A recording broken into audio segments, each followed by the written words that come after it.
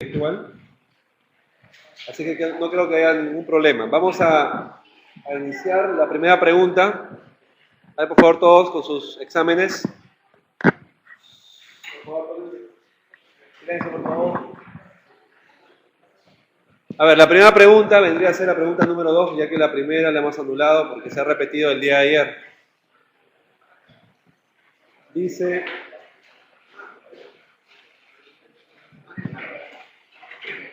A ver, por favor. La úlcera o estenosis esofágica, displasias y adenocarcinomas son complicaciones de...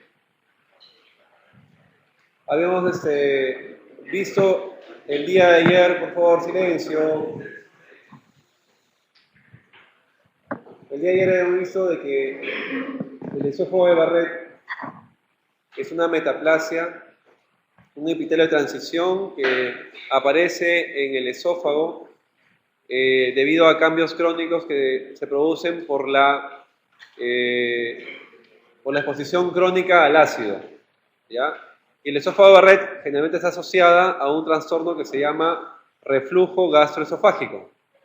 Y el reflujo gastroesofágico generalmente está asociado a hernia hiatal.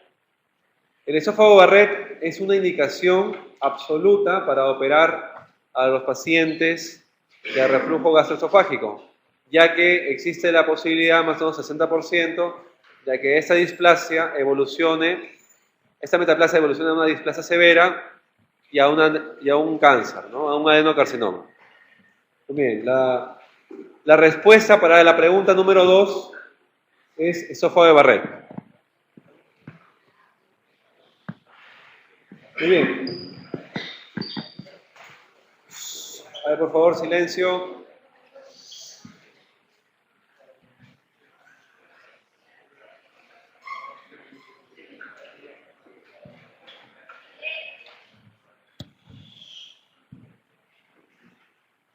A ver.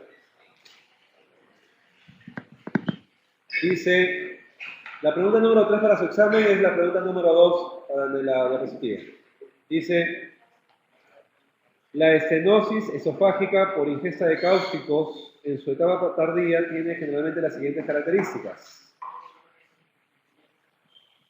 Excepto.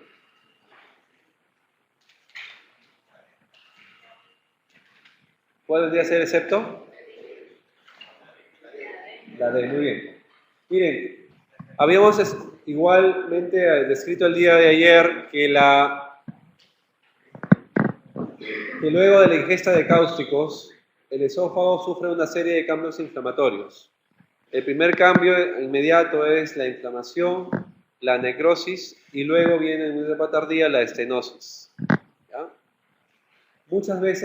Algunas veces se puede perforar. Habíamos establecido de que la endoscopía precoz se puede realizar dentro de las primeras 48 horas y está contraindicada después, ya que el riesgo de perforación es mayor. Cuando existe estenosis esofágica ya establecida, el procedimiento que se realiza es dilatar ese esófago estrecho con unas bujías especialmente diseñadas, ¿ya? Que se hace por endoscopía, que se utilizan para dilatar el esófago. Es un procedimiento sumamente traumático, produce mucho sangrado y el paciente tiene que tener sesiones mensuales o semestrales de dilatación hasta que el paciente pueda comer, ya que la disfagia es intensa. Cuando el esófago está totalmente estenosado y ya no se puede revertir, ahí está indicado hacerle una cirugía en el cual se reemplaza el segmento esofágico por un segmento intestinal. Hay varias formas de realizarla. La que ha resultado con mayor éxito es la transposición colónica. ¿En qué consiste la transposición colónica? Es retirar al paciente el colon derecho o algunas veces el colon transverso y llevarlo hasta la unión faringo-esofágica. Ahí anastomosarlo, un segmento, y el otro segmento llevarlo hasta el estómago. Ese procedimiento también es bastante cruento y tiene mucha mortalidad. Eso se hace solamente en los casos en los que el paciente está totalmente con el esófago obstruido. Dime. Lo que pasa es que es una transposición, es como si fuera un colgajo así pediculado, en el cual se tiene que conservar la circulación tanto arterial como venosa. Y muchas veces para que el segmento más distal llegue hasta la faringe, necesitamos una buena irrigación. Por eso que es más fácil llevar el transverso con su cólica media hacia arriba que la cólica derecha hasta allá. Simplemente es una cuestión de técnica. Se está intentando también hacer transposición con segmento de asa intestinal delgada, que es la transposición ilial. Sin embargo, en nuestro hospital, el doctor Carrero, que ya se jubiló, era el único que hacía ese tipo de cirugías con buenos resultados, ya que la mortalidad muchas veces estaba cercana al 50%. Hemos tenido una paciente, no sé si se la han conocido el año pasado, una chiquita que estaba en la cama 37, como 6 meses. Esa chiquita está candidata para transposición yeyunal, colónica. Lo que pasa es que ella todavía está muy delgada y tiene que subir de peso. Y habíamos hablado ayer de que los corticoides habían demostrado que no tenían ningún beneficio a largo plazo en la estenosis. Entonces la respuesta incorrecta vendría a ser la opción D de dedo.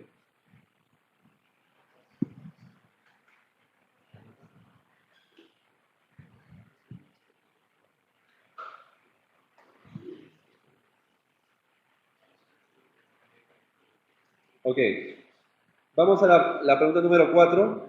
Dice, paciente con traumatismo abdominal inestable, en la laparotomía se encuentra 3 litros de sangre, se encuentra también una descapsulación extensa del hígado con varias lesiones superficiales, hemorragia activa, el paciente tiene hipotermia, está inestable.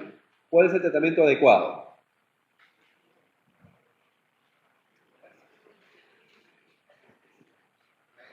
Muy bien, todos están de acuerdo con la respuesta E, ¿no? Muy bien.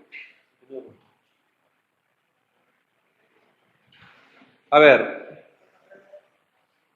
ayer les había hablado un poco al respecto, hoy día vamos a profundizar el tema sobre lo que es cirugía de control de daños, cuándo está indicada y qué es lo que se hace. Ojo con el concepto porque es bastante frecuente ver ese tipo de preguntas en los exámenes, ¿ya? La cirugía de control de daños es una cirugía de salvataje que se realiza en pacientes con un sangrado importante que los lleva al shock y una secuela metabólica intra y posoperatoria que obviamente va a influir en su supervivencia.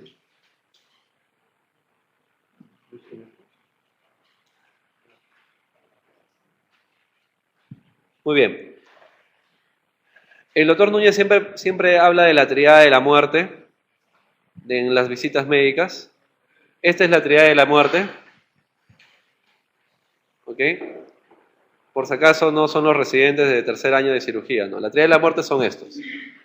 Es hipotermia definido por una temperatura menor o igual a 35 grados, acidosis con un pH menor de 7.2 y una coagulopatía documentada con un alargamiento del tiempo de protrombina en un 50% más de lo normal. Esas son las indicaciones. Cuando el paciente tiene esa triada, tiene indicación de hacer una cirugía abreviada. Son 3 los pasos que se realizan en este tipo de cirugía. Hemos acordado que la cirugía es súper rápida, debe durar menos de 1 hora. El primer paso consiste en una cirugía abreviada, en la cual solamente vamos a controlar la hemostasia y la contaminación. Vamos a hacer ligaduras de los segmentos intestinales que están perforados, vamos a empaquetar órganos que están sangrando, vamos a tutorizar arterias o venas que están abiertas o rotas, y vamos a colocar un cierre temporal que es una bolsa de laparostomía. La segunda etapa es que el paciente pasa a cuidados intensivos, se le reanima, ingresa con soporte de ventilación mecánica, soporte dialítico, la vamos a recalentar al paciente, le vamos a corregir la coagulopatía, vamos a corregir la volemia, y finalmente el paciente ya compensado luego de 48 horas reingresa a sala de operaciones para la reparación definitiva. Dime.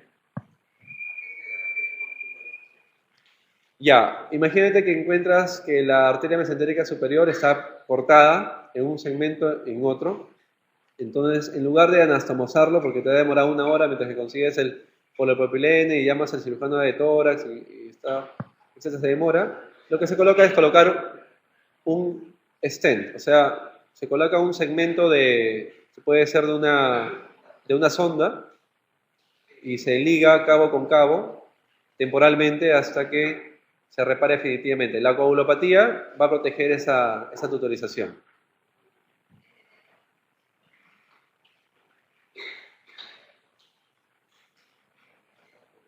¿Qué pacientes son los que requieren cirugía y control de daños?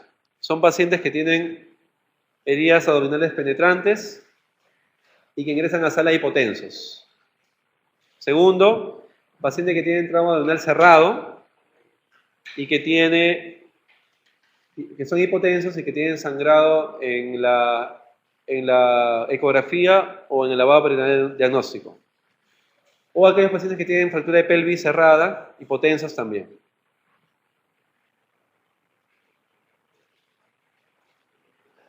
Hay un libro colombiano que tiene como título Catástrofes abdominales. Es bastante interesante porque muchas veces entramos y encontramos esto. Un paciente que tiene todo el intestino necrótico totalmente estallado, con muchas perforaciones. El paciente no tiene casi ninguna oportunidad de sobrevida. Sin embargo, lo que hacemos en la cirugía es rápidamente recortar y retirar el segmento ya muy malogrado. Vamos a ligar o clampar los segmentos que están más o menos conservados. Y luego se realiza el cierre temporal con una bolsa de laparostomía. El paciente va a cuidados intensivos, donde se realiza todo el soporte ventilatorio, el soporte inotrópico, etc.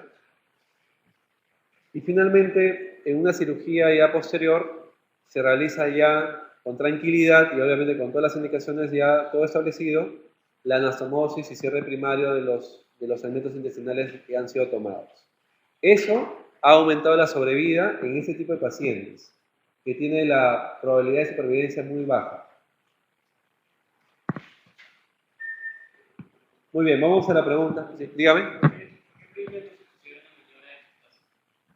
Ya, lo que sucede es que Pringle es una maniobra efectivamente de hemostasia, pero la maniobra de Pringle solamente es una maniobra de hemostasia temporal. Se dice que hasta media hora puede estar la pinza clampada. Ok, la colocas media hora ahí, la vuelves a retirar y sigue sangrando. Por eso que la indicación en este paciente es empaquetar el hígado nada más.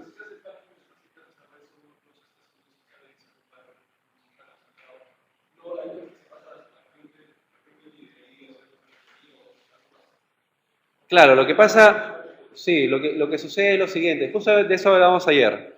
El tema es que lo que se hacía antes con estos pacientes era colocar una pinza, hacer maniobra de Pringle, conseguir unidades de sangre, hacer una hepatectomía segmentaria, una cirugía de 4 o 5 horas, y igual el paciente salía de sala y a los pocos minutos fallecía en cuidados intensivos.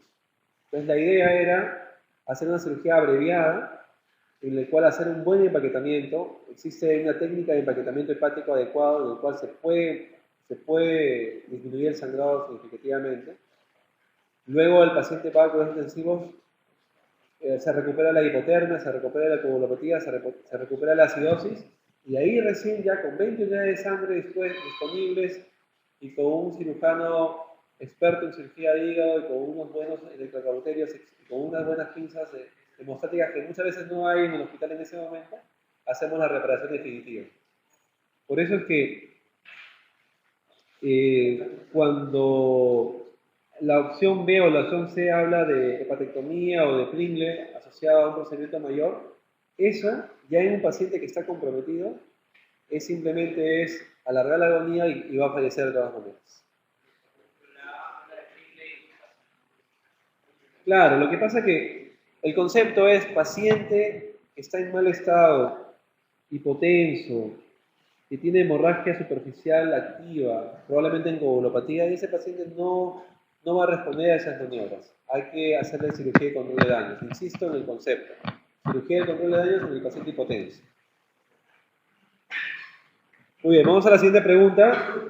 La pregunta número 5 para el test es la pregunta número 4 que estaba en la diapositiva. Dice, pacientes con traumatismo abdominal cerrado cuya ecografía detecta líquido en la cavidad peritoneal se encuentra estable, ¿cuál es la actitud más adecuada?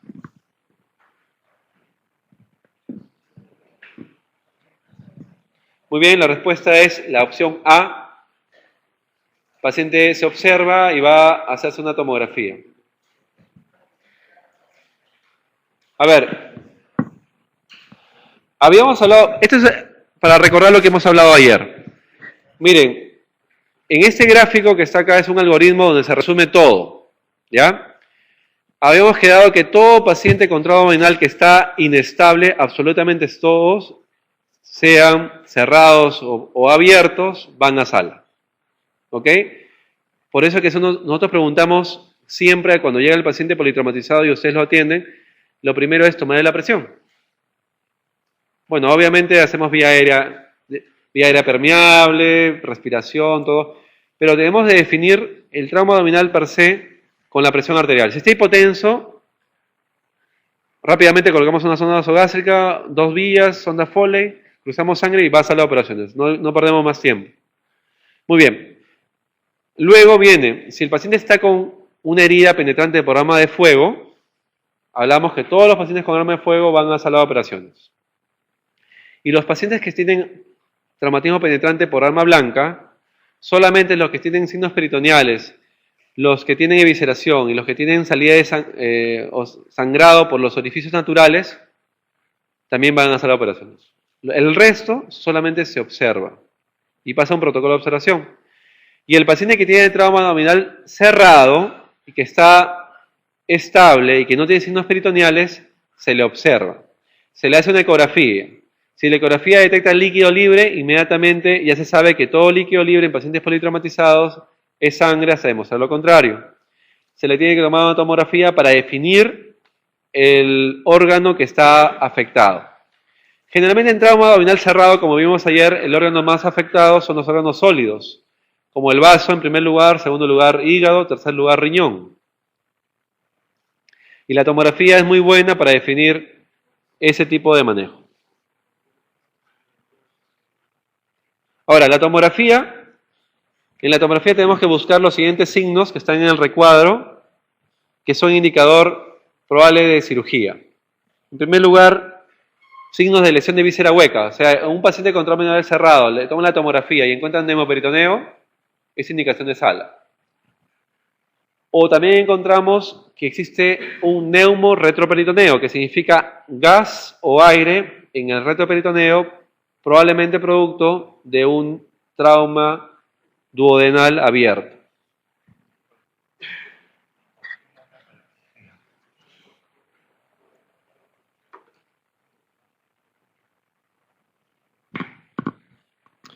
Muy bien, en Chancay preguntan por qué no hacemos la laparoscopía en este paciente como la opción C. Lo que sucede es que la tendencia actual es manejar conservadoramente a los pacientes. Todo procedimiento invasivo tiene riesgos. Al paciente que se le va a hacer una laparoscopía, ingresa a sala de operaciones, ingresa a anestesia general y se hace un procedimiento invasivo que también tiene sus riesgos. Al colocar el trocar pueden lesionar una asa delgada, pueden lesionar un vaso sanguíneo importante. Entonces, ya se sabe que los pacientes que tienen trauma abdominal cerrado, sin signos peritoneales, estable, va a manejo conservador con tomografía. ¿Alguna pregunta final al respecto? Vamos a la siguiente.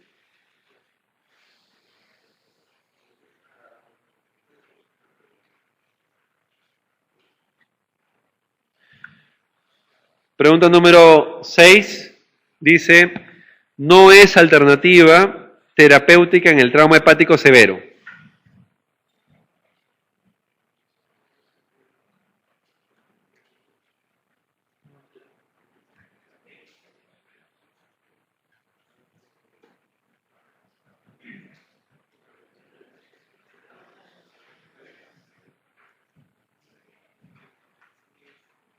Bueno, vamos a desarrollar el tema mejor y después lo... Muy bien. El trauma hepático, como vimos ayer, es el segundo órgano que se lesiona en un trauma abdominal cerrado. En trauma penetrante es el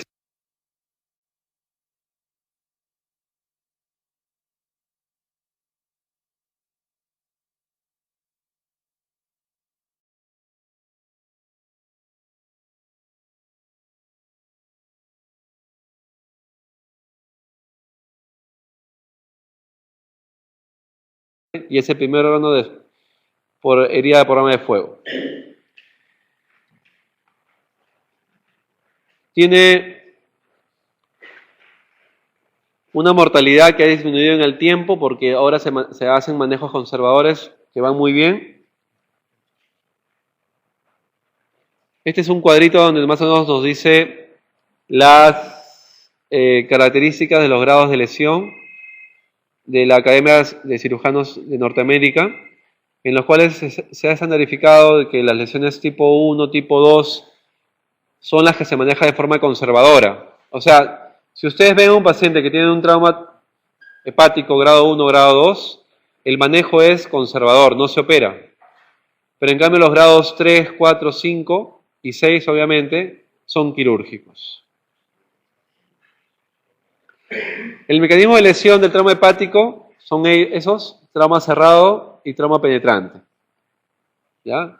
El hígado, como tiene un gran componente vascular y biliar interno, obviamente está asociado a este tipo también de problemas. En los exámenes auxiliares, la ecografía FAST nos va a ayudar más o menos a sospechar la presencia de un trauma hepático por el líquido que puede, por la sangre que puede encontrarse alrededor del hígado, pero la tomografía es la que define el diagnóstico y define el grado de lesión.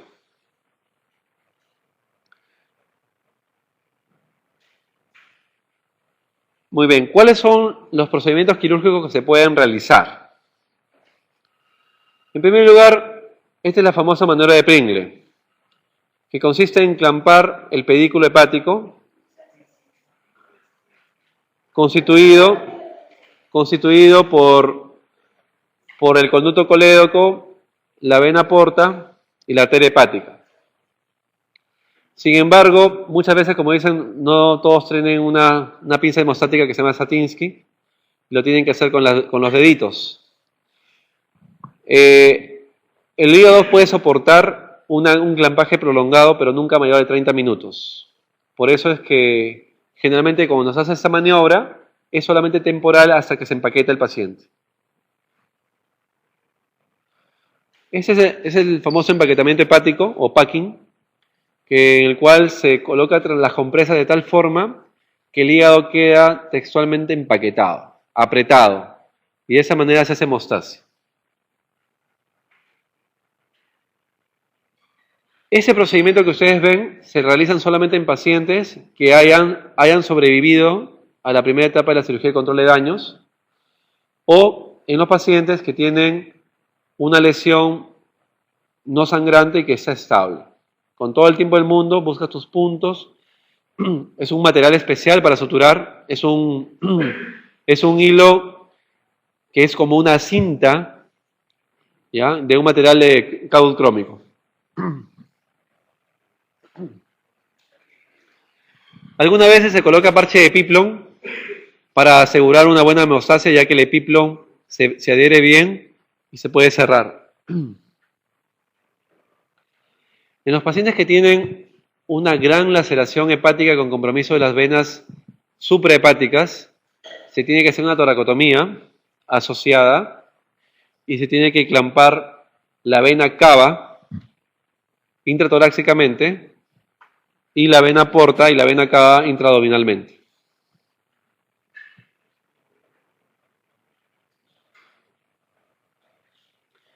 En algunos pacientes que se pierden segmentos hepáticos enteros, como tiene un sistema biliar de drenaje, probablemente el paciente tenga una fístula biliar, porque los canalículos biliares van a quedar expuestos.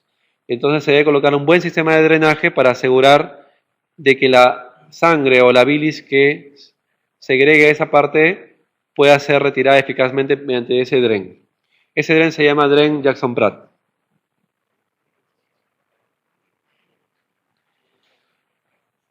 Muchas veces también cuando el paciente sobrevive a la cirugía de control de daños y se encuentra que gran parte del segmento hepático está perdido, se tiene que hacer una anatómica.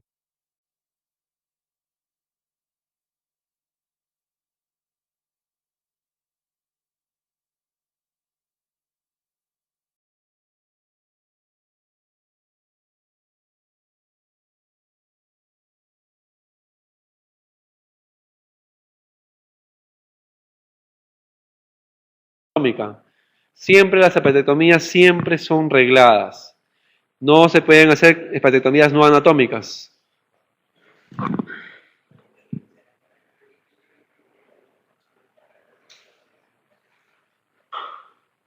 Muy bien. Estas son las complicaciones que surgen después de una cirugía después de tratar a un paciente con trauma hepático. Puede volver a sangrar, hematomas, abscesos, fuga biliar, fístulas arteriovenosas y una complicación bastante temida que se llama hemobilia, ¿no? Hemobilia es cuando se mezcla en el conducto biliar sangre y produce muchas veces obstrucción. Muy bien, vamos a la... ¿Sí? Ah, ya. Tienes una...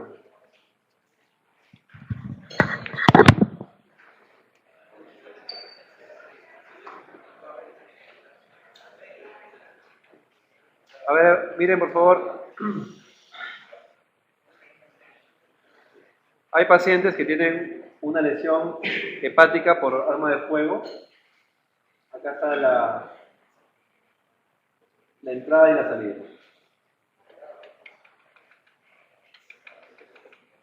¿Ok? ¿Cómo podemos solucionar el sangrado profuso que hay acá? Entonces, lo que ocurre es, se agarra una sonda, un Dren Penrose, se le coloca dentro de una sonda nasogástrica o Foley, ¿ya? Se le amarra el segmento distal de la, algo así, miren, este es el Dren Penrose, la sonda Foley acá, se le amarra acá y se amarra acá. Y eso se coloca acá y sale por acá.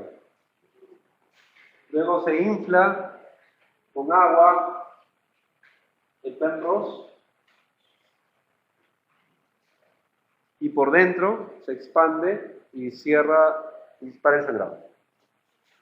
Solamente se utiliza en ese tipo de traumas penetrantes. Muy bien, vamos a la pregunta número 7.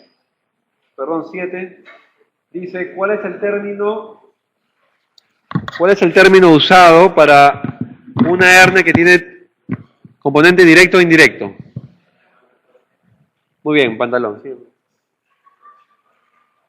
Miren, esta es la visión, para los que no se vieron ayer, esta es la visión laparoscópica de una hernia en pantalón. Para que ustedes vean de que cuando existe este tipo de hernias, se produce dos bultos. Esta es la hernia indirecta y esta es la hernia directa. Ayer habíamos hablado de los componentes anatómicos. Este es un varón porque tiene acá el conducto deferente. Este es el conducto deferente. Esta es las venas que forman el plexo paminiforme. ¿Ok? Y este es el orificio inguinal interno. ¿Ya? Por lo tanto, la hernia que está acá es una hernia indirecta. El ligamento inguinal va desde acá hasta acá. Este es el pubis, el ligamento inguinal. Y por acá estos son los vasos epigástricos. Por lo tanto, este triángulo se llama triángulo de Hesselbach. Y la hernia que sale a través de este triángulo es una hernia directa.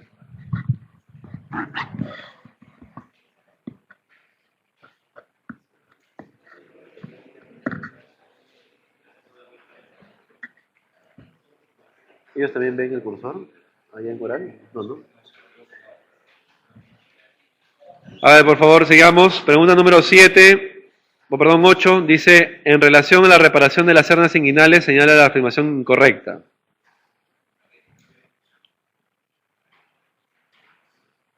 Muy bien, la respuesta es la opción B.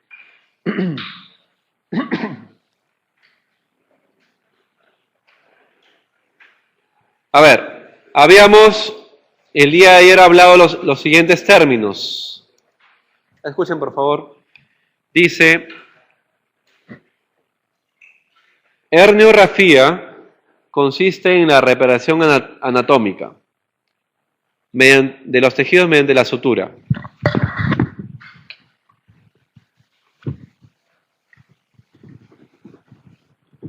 Voy a hacer un pequeño gráfico acá.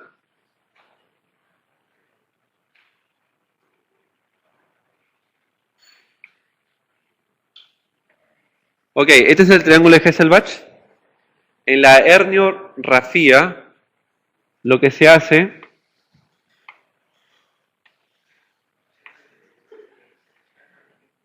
es colocar puntos acá, de tal manera de que el triángulo se cierra así.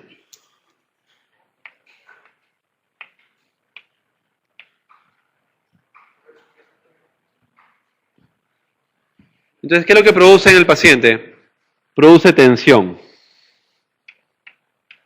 O sea, los ligamentos están tan tensos que el paciente está doblado. Porque prácticamente el borde lateral del estrecho de los rectos se ha pegado al ligamento inguinal para cerrar esa hernia. Por eso es que había tantas tasas de falla. Porque el paciente tosía, o era un paciente gordito, o era un paciente que se le infectaba la herida, volaban los puntos y volvía a recidivar la hernia. Por eso es que se escribían tan altas las tasas de recidiva. En cambio, en la hernioplastía, lo que hacemos es colocar una malla. Una malla que cubre todo el área del triángulo de Hesselbach. Y esta malla va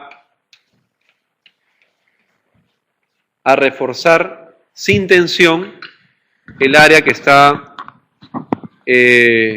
con cierta debilidad. ¿Ok?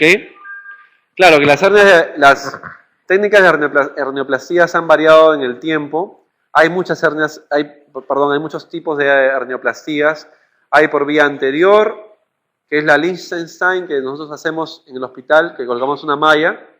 También existen técnicas por vía posterior, como la cirugía de Stopa o la técnica de Nyhus. Y la técnica posterior, laparoscópica, TAP y TEP. Y en las herniorrafías, las técnicas más frecuentemente realizadas son dos, Bassini y McVeigh.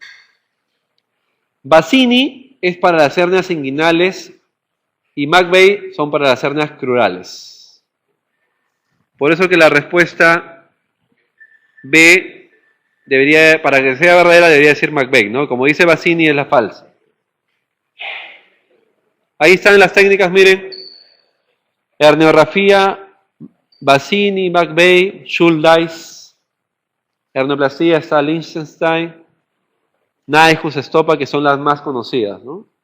En realidad, al haber tantas técnicas, quiere decir que ninguna es perfecta. Que todas tienen obviamente sus bemoles, pero clásicamente, acá, y creo que en todos lados, se utiliza en cirugías convencionales abiertas, vía anterior, Liechtenstein, vía posterior, Stopa, o laparoscópica, TAP, y alguna vez STEP.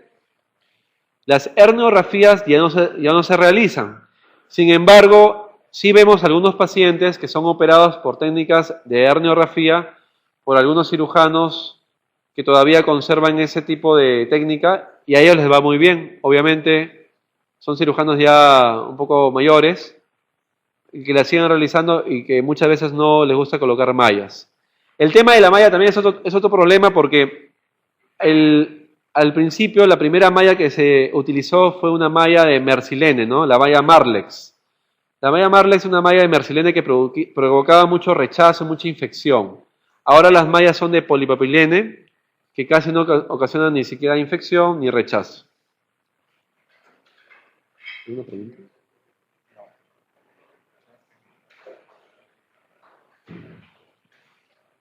Miren, en el gráfico muestra la técnica de Bassini.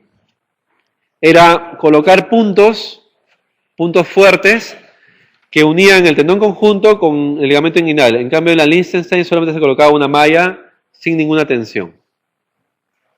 Por eso que el paciente se recuperaba más rápido. Muy bien, vamos a la pregunta número 9. Dice, ¿en cuál de los siguientes casos usaría ligadura elástica como tratamiento de la hemorroides?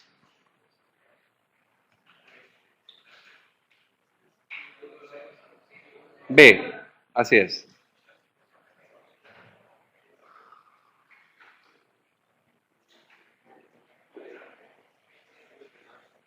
Muy bien, vamos a volver a colocar el cuadro que pusimos ayer para recordar que las únicas hemorroides internas que se operan son las de grado 3 y grado 4. ¿Ok? También para recordar, las hemorroides internas son las que tienen clasificación del 1 al 4, en base al prolapso o no. Las hemorroides externas no tienen clasificación. El grado 1, si el tratamiento es con dieta nada más, no se operan. Muchos pacientes simplemente con modificar su ritmo evacuatorio, tomar algunos catárticos que mejoren la evacuación y con una dieta rica en fibra suficiente y mejoran. En grado 2 se puede utilizar algunas cremas, se puede utilizar ligadura, se puede utilizar coagulación infrarroja, escleroterapia. En grado 3 algunas veces se puede utilizar eso, pero generalmente grado 3 y grado 4 se operan. Otra cosa, ahora, las hemorroides internas se pueden ligar, porque ahí habíamos dicho que las hemorroides internas son indoloras. Como no tienen epitelio con terminaciones nerviosas de dolor, no duelen. En cambio, las hemorroides externas no se pueden ligar, porque el paciente va a tener mucho dolor. Por eso que las hemorroides externas solamente, el único tratamiento son operar, nada más.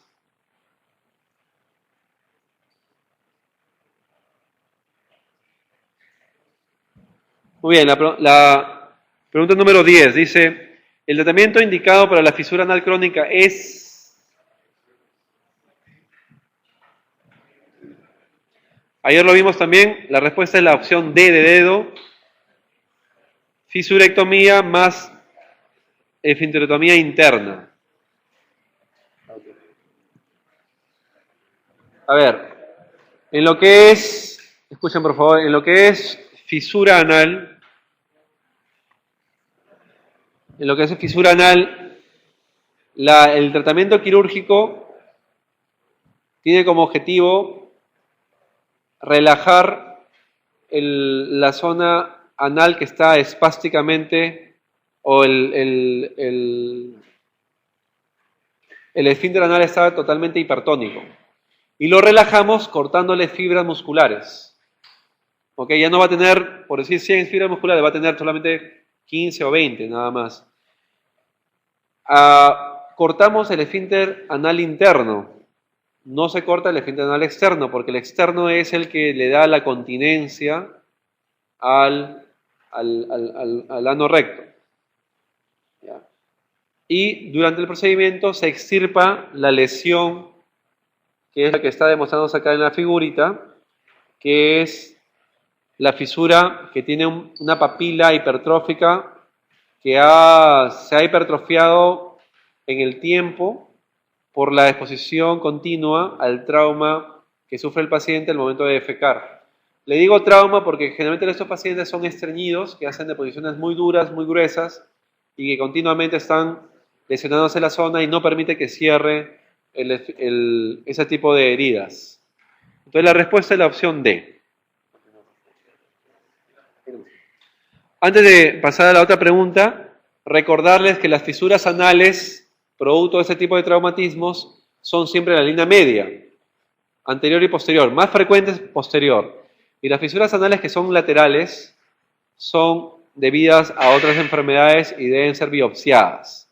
Las enfermedades que comprometen los segmentos laterales son enfermedad de Crohn, colitis ulcerativa, sífilis, tuberculosis, leucemia, VIH, cáncer, etc.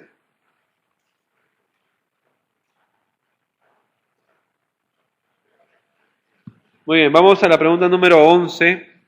Dice, en relación a la patología anal, lo siguiente es verdadero excepto. Muy bien, la respuesta es la C. La arteria hemorroidal inferior, ¿a dónde drena? No, dice el excepto es la opción C, ¿no?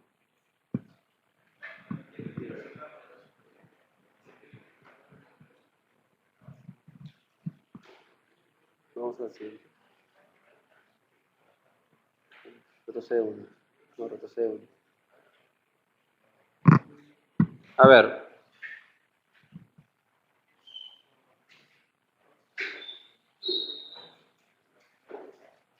A ver. La hemorroidal superior y la hemorroidal media son... el sistema venoso drena directamente hacia directamente a la vena mesentérica inferior. ¿Ya? ¿Perdón?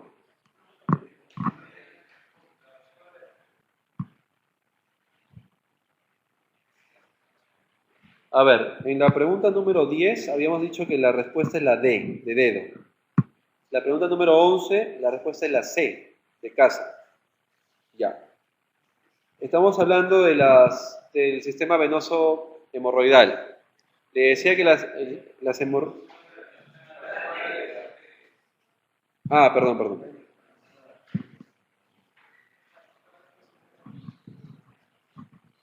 Okay. Sí. No, sí, tienes razón. Sí.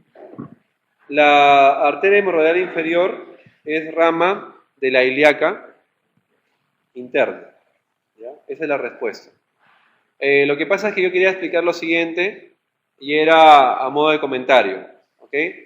En lo que es el sistema venoso, la hemorroidal superior y la hemorroidal media drena hacia la vena mesentérica, hacia la vena mesentérica. Por lo tanto, es territorio de la vena porta.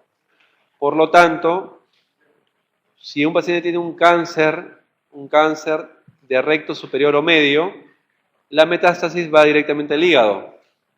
¿Ok? A eso iba el comentario. En cambio, en la vena hemorroidal inferior va a drenar a la pudenda interna, que es rama de la vena, va a drenarse a la vena cava. No va a la circulación portal, por lo tanto, la metástasis en los cánceres de recto inferior o cloacales van a dar metástasis directamente a los pulmones. ¿Ya?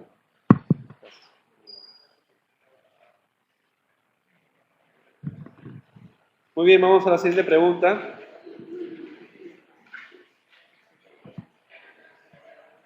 Pregunta número 12.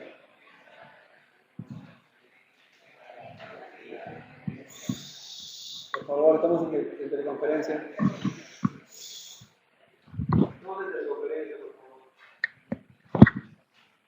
El cuadro más frecuente luego de una perforación de un divertículo colónico es...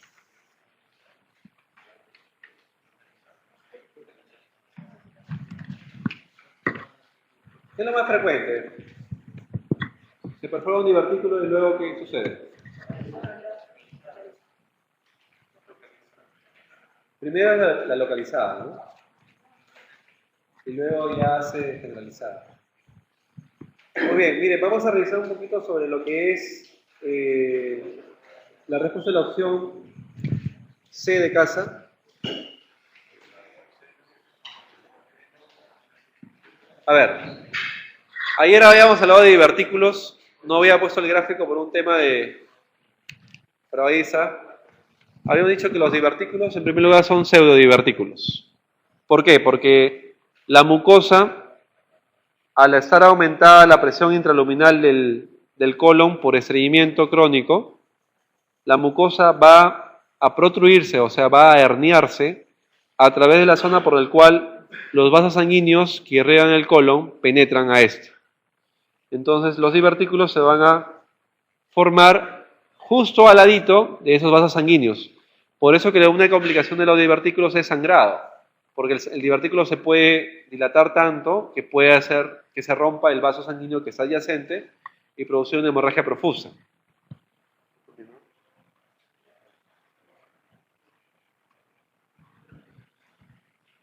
También les dije ayer que el 80% de los pacientes que tienen divertículos son asintomáticos toda su vida. Nunca tienen síntomas. Hasta un 25% van a la diverticulitis y hasta un 15% van a la hemorragia digestiva, que en ese caso es una hemorragia digestiva baja. El diagnóstico de la enfermedad diverticular no complicada es por medio de ese examen, colonoscopía. Miren cómo se ve. Se ve como si fueran unas pequeñas cavernitas o cuevitas a los costados del conducto. ¿Ya? Por eso hablamos de que la mucosa se está herniando. Y es un pseudodivertículo porque solamente sale la mucosa con serosa, sin muscular.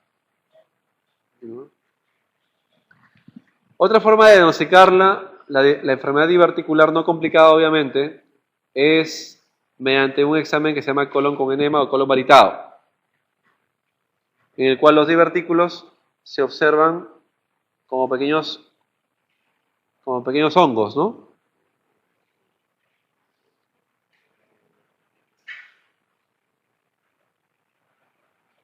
Muy bien. Sí. Lo que pasa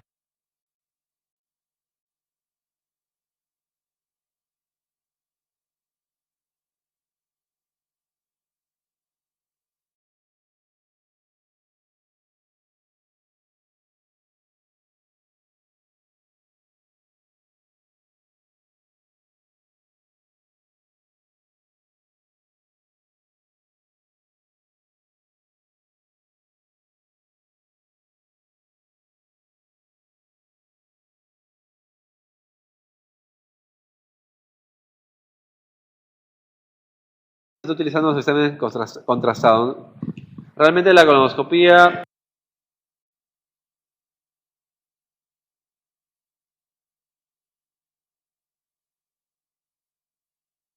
hablamos de que la mucosa se está herniando. Y es un pseudodivertículo porque solamente sale la mucosa con serosa, sin muscular. Otra forma de diagnosticarla, la enfermedad diverticular no complicada obviamente, es mediante un examen que se llama colon con enema o colon varitado, en el cual los divertículos se observan como pequeños hongos, ¿no?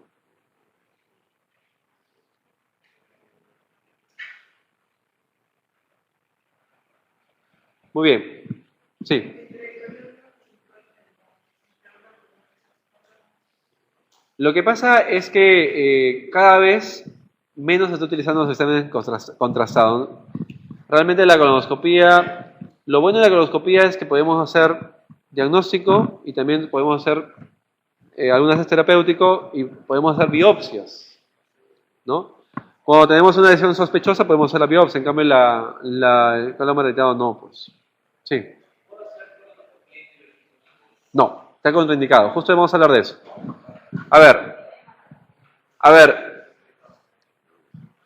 en la enfermedad diverticular no complicada, el diagnóstico es con colonoscopía, con colon con enema.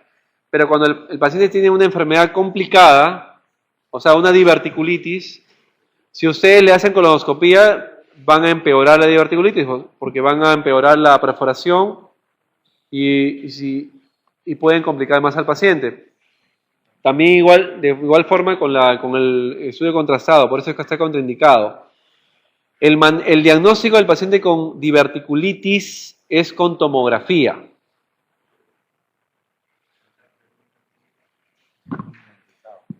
Ya. Sí, está contraindicado Chancay, está contraindicado hacer colonoscopía o exámenes varitados del colon en pacientes con diverticulitis. En pacientes con diverticulitis el estudio se hace mediante tomografía. Muy bien, la diverticulitis vendría a ser la inflamación necrotizante a partir de un divertículo que se ha perforado, y el cuadro clínico es similar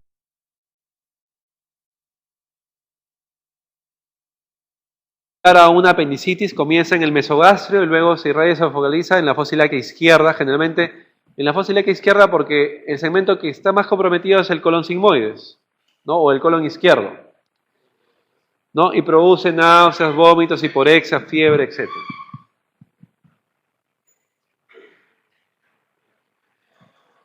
Miren, este es un segmento colónico totalmente necrótico, comprometido por la diverticulitis. Miren cómo está casi senosada la luz y toda la parte externa está necrótica. El diagnóstico: muchos pacientes vienen a la emergencia y nunca se han enterado que tienen divertículos. Nosotros lo sospechamos clínicamente por el cuadro que presenten y por la edad que tienen, y por el antecedente de que es o no estreñido. ¿Ya? Entonces el paciente se tiene que hacer una tomografía, porque el diagnóstico diferencial de una diverticulitis es un cáncer izquierdo que se ha perforado. Entonces en la tomografía tenemos que buscar algunos signos, ¿ya? Presencia de divertículos, presencia de colecciones o de abscesos pericólicos, ¿no? Y existe una clasificación tomográfica, que es la clasificación de Hinchey, ¿no? ¿Han escuchado siempre Hinchey 1, Hinchey 2? Así como hay Baltasar para pancreatitis, también hay Hinchey para diverticulitis, ¿ya? Hinchey 1 es la diverticulitis asociada a un absceso alrededor del colon. El manejo del Hinchey 1 es generalmente médico. Se coloca antibióticos y si el absceso está fácilmente accesible, se le puede hacer un drenaje percutáneo. Hinchey 2 es un absceso distante, de igual manera se puede manejar médicamente con drenaje percutáneo, pero Hinchey 3 y Hinchey 4 siempre el manejo es quirúrgico. Hinchey 3 es una peritonitis ya purulenta y Hinchey 4 es una peritonitis fecal. La clasificación de Minnesota es una clasificación ya antigua, que la estamos dejando de utilizar porque ya apareció Hinchey, y es una clasificación clínica intraoperatoria. Antes todos los pacientes con diverticulitis se operaban, pero ahora, como estamos en la época de los manejos conservadores, manejamos solamente quirúrgicamente 3 y 4, nada más. En verdad, el manejo conservador ha demostrado mejor beneficio con el paciente, menor morbilidad y obviamente menor mortalidad. Todo paciente con diverticulitis que se opera generalmente, por el estadio 3 y 4, generalmente termina con una colostomía terminal.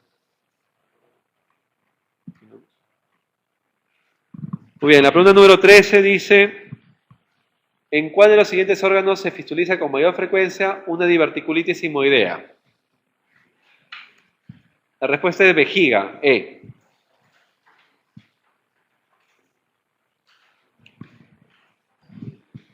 A ver, vamos a hablar de complicaciones de la diverticulitis. Se produce absceso por la diverticulitis, que es frecuente, como una peritonitis localizada, en el 23% de los pacientes. Puede ser el absceso intramural, pericólico, sufrénico, hepático.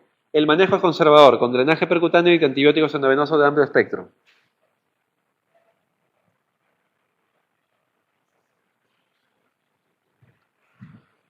Fístula es más rara, 2%. Es más frecuente en varones y la fístula más frecuente es la fístula colovesical. La colovaginal es más infrecuente, 25%. El diagnóstico de la fístula colovesical se hace mediante un examen contrastado que se llama cistografía ascendente, en el cual se coloca una sonda Foley al paciente, se inyecta contraste hidrosoluble, se infla la vejiga y se ve el PASA el pasaje del material de contraste de la vejiga hacia el segmento colónico que está comprometido.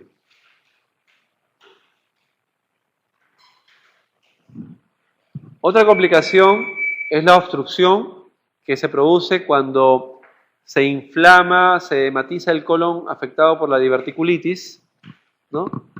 Y que puede terminar en una fibrosis continua y hasta la obstrucción completa. Muchas veces hasta se tiene que operar. Continúa, por favor. Muy bien, vamos a la pregunta número 14. Dice, durante el manejo de un traumatismo encefalocraniano es importante lo siguiente, excepto. ¿Cuál ha marcado? La respuesta es la opción D, de dedo.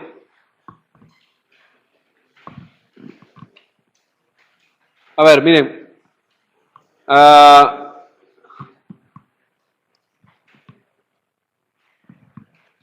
ver, vamos a repasar un poquito sobre el traumatismo encefalocraniano para responder adecuadamente a esa pregunta. Acuérdense que el traumatismo encefalocraniano es una alteración funcional o estructural del encéfalo producto de un traumatismo. Este traumatismo va a producir un aumento casi siempre de la presión intracerebral y que va a ser la que va a determinar el pronóstico del paciente. Y muchas veces el traumatismo encefalocraniano es un traumatismo que tiene carácter evolutivo. Muchas veces el paciente nosotros lo recibimos con un Glasgow 15, 14 o 13, pero después de algunas horas el paciente cae el Glasgow a 8, 7, 6 y hasta puede fallecer el paciente. Por eso es que se debe manejar al paciente según el estado donde está.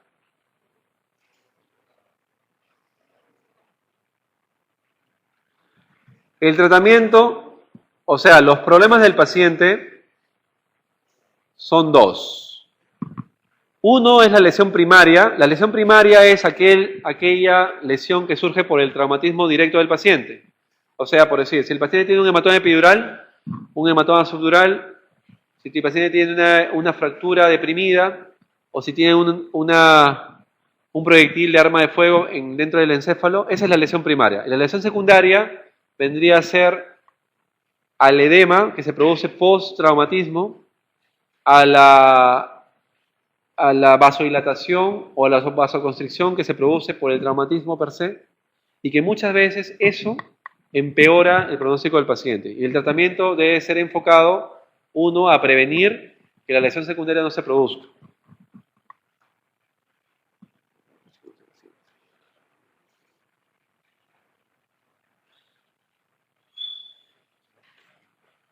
Muy bien. La presión intracerebral es una presión casi siempre constante y se debe a tres factores. Uno es el parénquima cerebral, o sea, el encéfalo en sí. Otros son los vasos sanguíneos que están dentro del encéfalo. Y tercero es el líquido cefalorraquídeo que está en ese lugar. Todo esto ocasiona de que cuando ocurre un aumento del volumen cerebral o vasodilatación, etc., ocurre un fenómeno de compensación en el cual se deja de producir el líquido cefalorraquídeo y disminuye o aumenta su reabsorción para mantener la presión intracerebral siempre en su lugar. Sin embargo, cuando esos mecanismos de compensación fallan, la presión intracerebral se dispara, como vemos en esa línea sombreada, en el cual hasta cierto momento el encéfalo puede manejar las presiones de algunas formas, muchas veces compensando, borrando los surcos o las fisuras, comprimiendo o borrando las cisternas, disminuyendo la presión intracerebral al no producir líquido cefalorraquídeo, pero llega un momento en que el hematoma que está creciendo de repente sobrepasa esa compensación y se produce un disparo de la presión en el cual se produce la herniación de un segmento cerebral y posteriormente la muerte del paciente.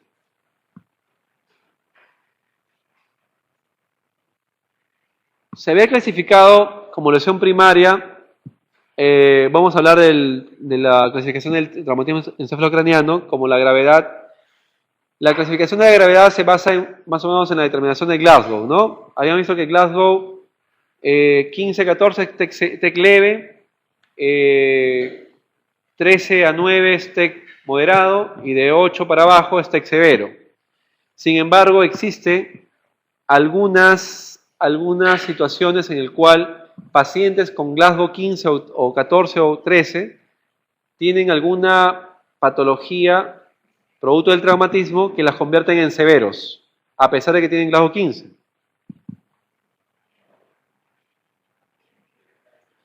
Acá voy a hacer un paréntesis, por favor. Memorícense Glasgow. Apréndanse el Glasgow, practiquen con pequeños casos clínicos porque siempre preguntan, ponen un caso clínico de un paciente y te preguntan cuál es el Glasgow del paciente. Eso siempre lo repiten. Muy bien.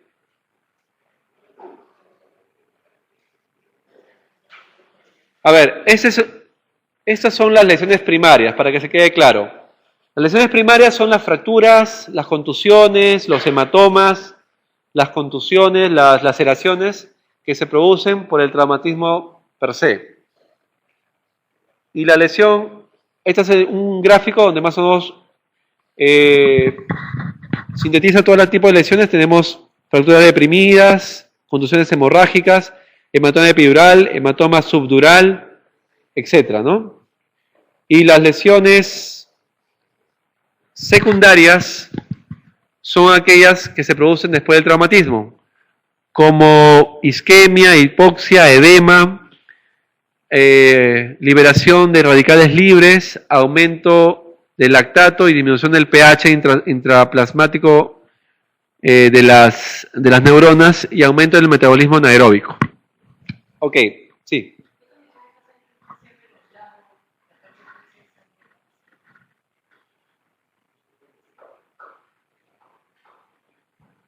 Ya, miren, la pregunta de su compañera es sobre lo que había dicho, ¿no? ¿Por qué un paciente con Glasgow 15 o 14 o 13 o 12 puede tener un TEC severo? El Glasgow, si bien es cierto, define el TEC, la clasificación, pero no es determinante. Por decir, si tenemos un paciente que tiene una fractura deprimida, ¿no? O un paciente que tiene un hematoma epidural y está en Glasgow 14 o 15, ese paciente tiene un TEC severo. Sin embargo, su Glasgow 14-15. Entonces, muchas veces la tomografía define la severidad. ¿En base a qué? En base a, por decir, si encuentra un cuerpo extraño, o sea, un paciente que viene con Glasgow 15 con una herida de bala y una partícula de la bala está dentro del cráneo, es un TEC severo. Si tienes un paciente que tiene una fractura deprimida de cráneo, con Glasgow 14 o 13, igual es TEC severo. Si tienes un paciente que tiene evidencia de fractura de base de cráneo, con signos de ojo de mapache o signo de Batle, o con otorraquia o rinorraquia, la que quieras, también es un TEC severo. Si tienes un paciente que tiene un hematoma epidural o un hematoma subdural agudo en evolución, a pesar de que está en Glasgow 14-15 todavía, es un TEC severo. O sea, hay algunas condiciones que condicionan la severidad independientemente del Glasgow. Pero sí el Glasgow es un buen factor pronóstico de severidad. Dime.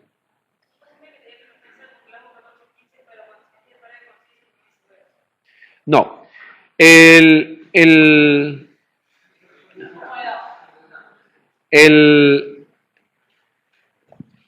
Su compañera pregunta si es que el hecho de haber perdido la conciencia es un TEC severo. No, no es un TEC severo. Lo que pasa es que existen algunos factores pronósticos en el tratamiento. A ver, escuchen por favor. Dice lo siguiente, miren.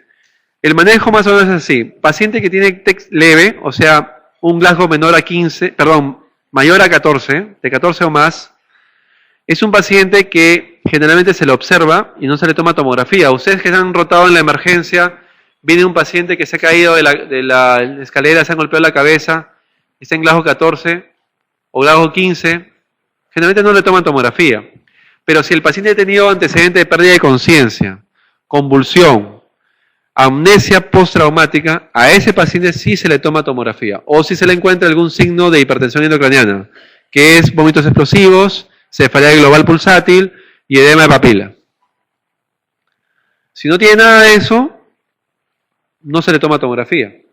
Ahora, en los pacientes con TEC moderado y TEC severo, a ellos sí siempre se les pide tomografía.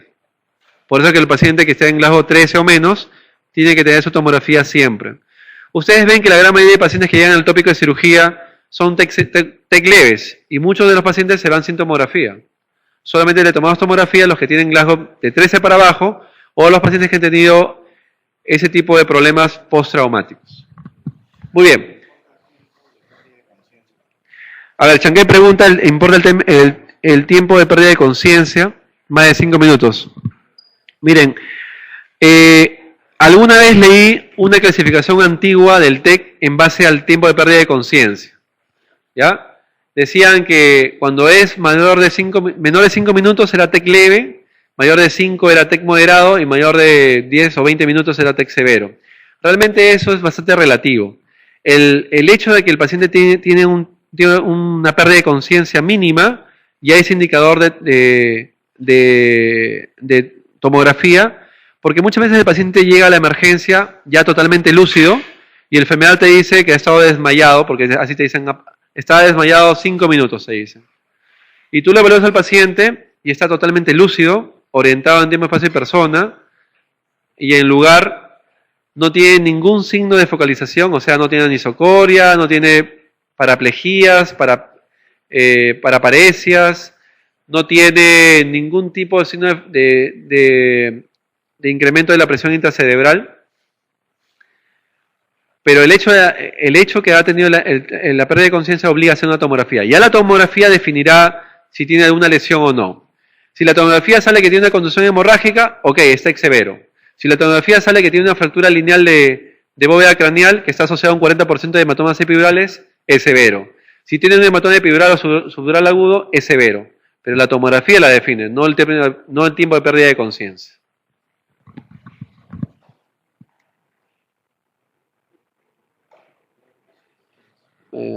Retrocede, por favor. Antes de pasar a la siguiente pregunta, miren bien la fotografía del paciente. Este es un chico de 17 años que falleció, que estuvo en el tópico de cirugía menos de 3 horas. ¿Ya? Ese paciente llegó en Glasgow 15, diciendo que le había caído una pedrada en la cabeza. ¿Ok? Aparentemente de esos que siempre tenemos ahí en el tópico para suturar, y poco a poco comenzó a deprimirse la conciencia, comenzó a ponerse somnoliento, a desorientarse, ponerse embotado, luego pasó a coma. Tuvimos que intubarlo y apenas lo intubamos, verificamos que las pupilas están anisocóricas. O sea, tuvo o tiene en ese momento el paciente un problema de un efecto de masa en el cual... sube, por favor, sube. En el cual... Sí, sube las diapositivas. Para arriba, no, o sea, vamos a las diapositivas anteriores. No, yo te voy a avisar cuál.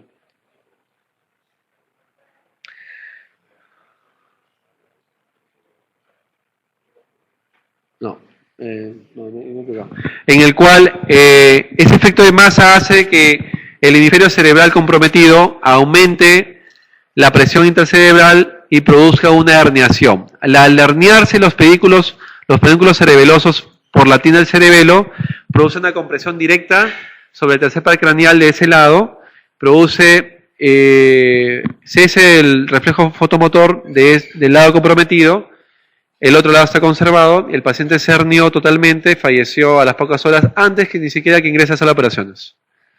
La evaluación fue tórpida, pero eso demuestra que el paciente tuvo una lesión primaria que nadie se dio cuenta, y la lesión secundaria, o sea, el edema asociado al traumatismo, debió manejarse de manera adecuada.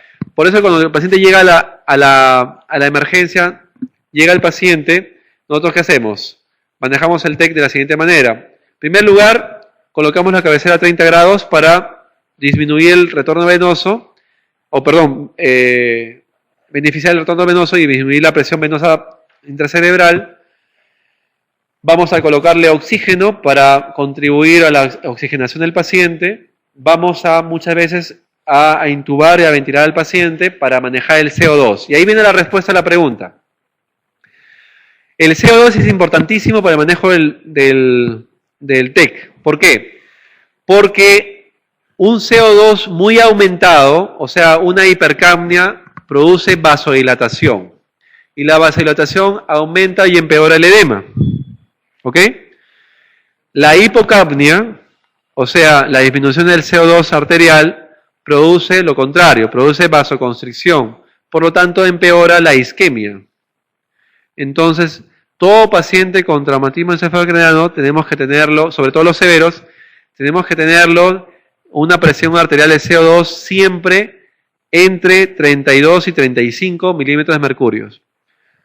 Por eso que el paciente con TEC severo, que tiene manitol, que tiene todas las cosas que le ponemos, le pedimos haga controles diarios. Paciente con TEC en la emergencia le pedimos AGA y electrolitos todos los días. Electrolitos para ver el tema del manitol, que obviamente puede producir un trastorno hidroelectrolítico, y el AGA es para ver dos cosas, el pH, para no estar en acidosis, y para ver, obviamente, la presión de CO2 para no estar en hipercapnia ni en hipocapnia. ¿Ok? Entonces la respuesta para la pregunta número 14 es, el excepto es la opción D, mantener la hipocapnia.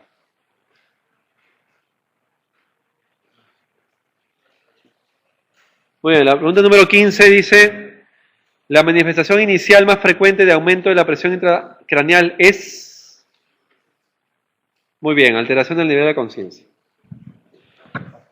La opción A. Ahora escuchen, por favor, para explicarles por qué es esa opción. ¿Qué estructura es la responsable de que el paciente esté consciente, que esté despierto? La sustancia reticular activadora ascendente, ¿no? Es la responsable de la vigilia. Y esas sustancias son unos fascículos que van desde el mesencéfalo hasta el tronco cerebral, hasta el bulbo raquídeo. Entonces, cuando comienza a aumentar la presión intracerebral y el paciente comienza a quejarse de cefalea, comienza a tener náuseas, comienza a tener un poquito de edema de papila, en un estado de lucidez pasa a un estado de somnolencia. Del estado de somnolencia pasa a un estado de embotamiento. De ahí pasa a un estado de sopor y de ahí finalmente pasa a un estado de coma. Entonces, lo primero que se altera es el estado de conciencia. ¿Perdón? Antes de la... Ah, por supuesto. Lo que pasa es que los centros vasomotores y respiratorios están a nivel vulvar.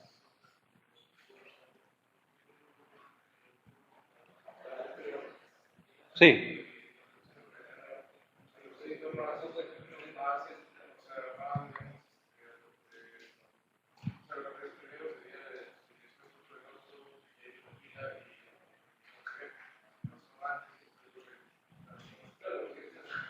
No, no, no. Ya.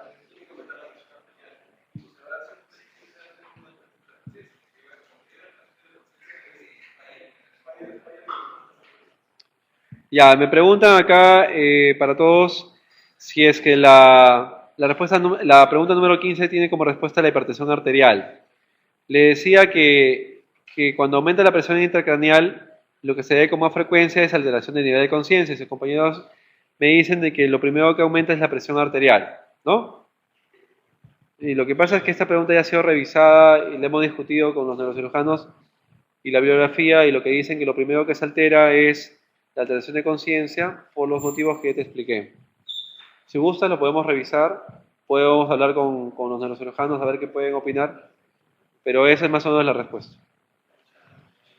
A ver, dice la anestesia, a ver por favor, la anestesia puede revertirse con más facilidad cuando se administra por vía inhalatoria, la opción B.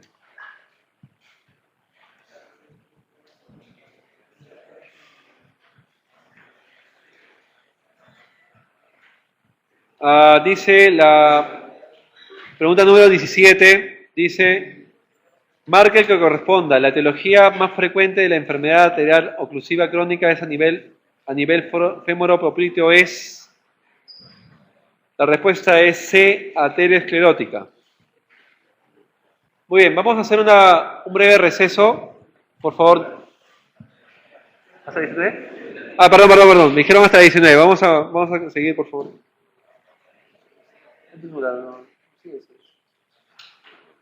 Ahora vamos a tocar eso. Estamos con el tiempo.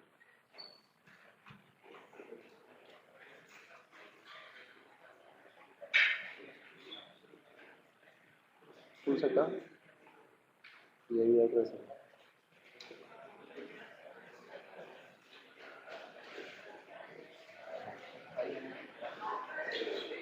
No tengo.